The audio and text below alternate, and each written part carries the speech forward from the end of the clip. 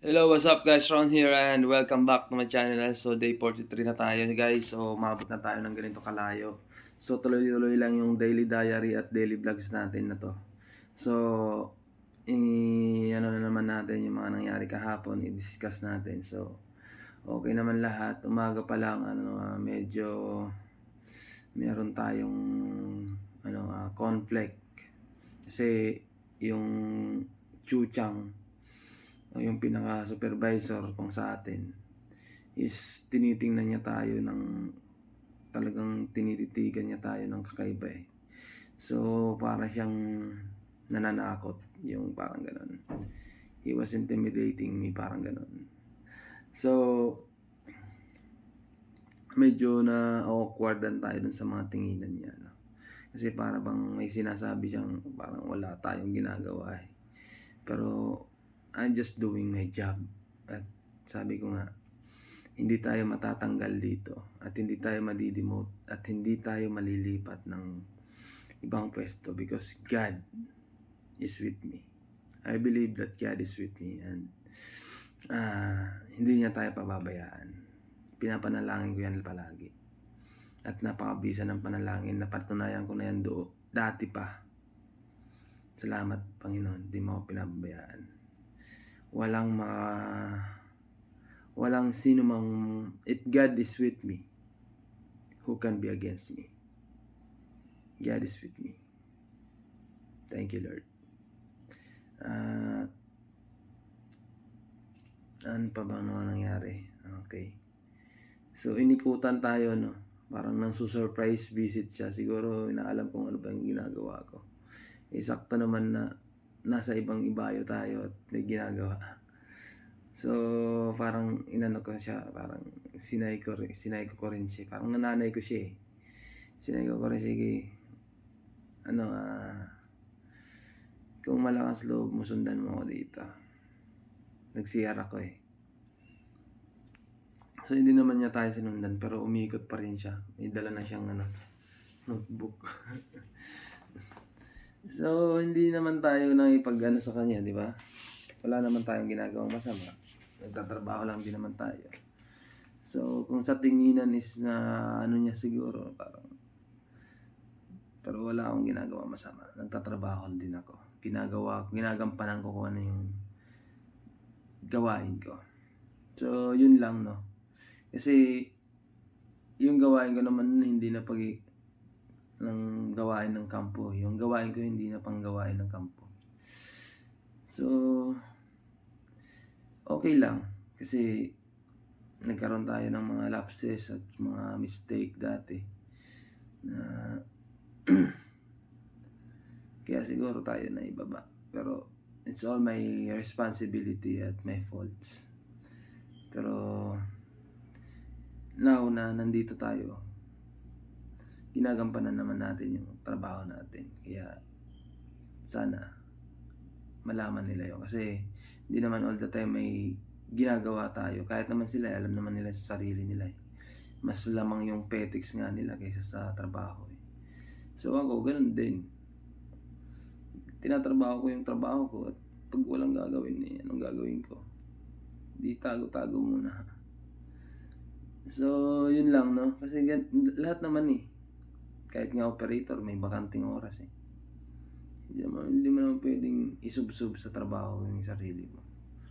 Pag may magawain, gawin mo. Pero pag wala, pahinga rin.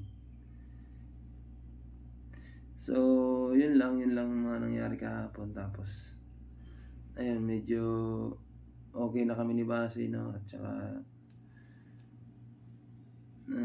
iniiwasan ko na rin yung mga ganong conversation na yung kinikriticize yung ibang tao. So, hindi tayo nakapag-jogging kagabi. Hindi pinili kong hindi mag-jogging at nag-workout tayo ng sa abs, nag-push sit up tayo at saka yung well para sa abs natin. So, napapansin ko kasi sabi sa akin, parang pumayat na daw ako. Sabi ko nagja-jogging kasi ako araw-araw. At hindi lang yun. Siguro kasi nakikita nila sa mukha ko payat na eh. Pumayat nga yung mukha ko eh. Ayoko sana yung mukha ko yung pumayat. Yung tiyan ko lang gusto kong mawala. So, naisip ko na kung yung pagja-jogging is nakakapayat, so hindi na ako masyado magja-jogging. Kasi gusto ko yung pumayat is yung tiyan ko. So, yung workout about sa abs workout para sa tiyan, para lumipis yung tiyan natin.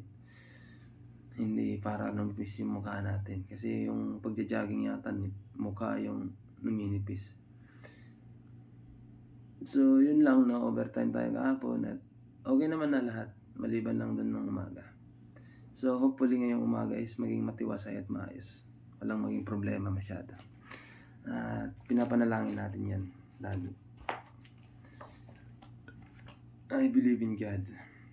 So, kagabi, ito yung nabasa natin, Romans 13 verse 4. For He is the minister of God for thee for God.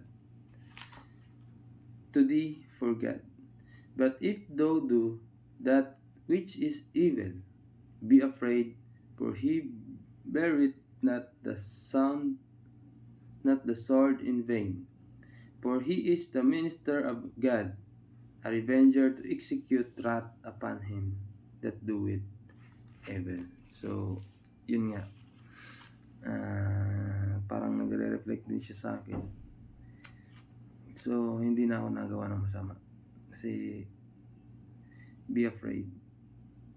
Tapos, nagtuloy-tuloy ako nabasa. Tapos, ito yung nabasa ko ulit. Romans pa rin to. 13 verse 8. Owe no man anything but to love one another. So, yun naman talaga dapat ang gagawin natin. To love one another. For he that loveth another hath fulfilled the law. Yun yung law ni God. Yun nga sabi ni mahalin niyo ang isa't isa, di ba? Magmahalan kayo. So yung pagmamahalan na yun, yun yung care each other on how you care yourself, so care other like yours. So yun.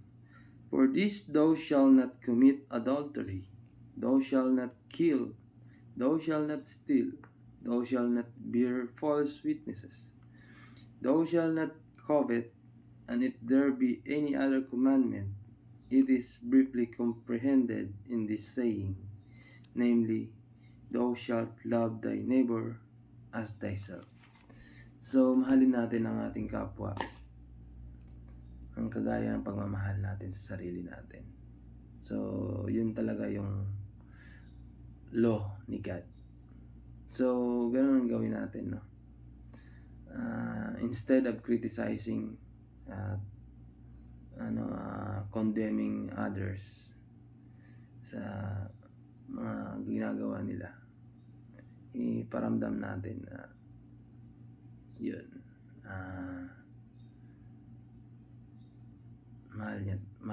mahalin natin ang iba, isa't isa, kagaya ng pagmamahal natin sa sarili natin. So, yun lang po, at maraming salamat mo. Maraming salamat, and God bless us all. Mag-workout pa tayo.